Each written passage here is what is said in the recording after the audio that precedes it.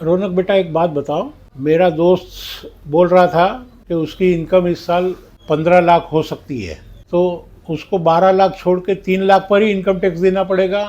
नहीं चाचा, ये सबसे बड़ा कंफ्यूजन है। अरे पर न्यूज में तो बोला था कि 12 लाख तक टैक्स फ्री है।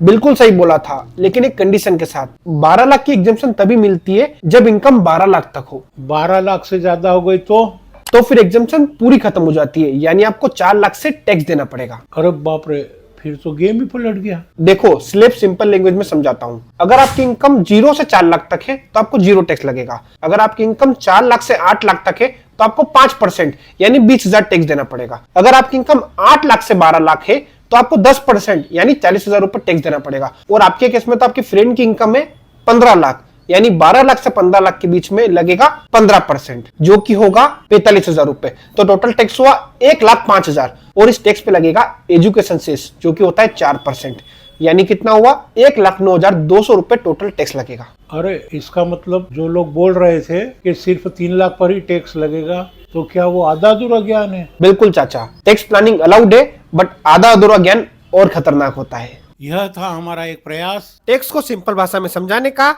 ऐसी ही जानकारी के लिए हमारे चैनल को फॉलो करें।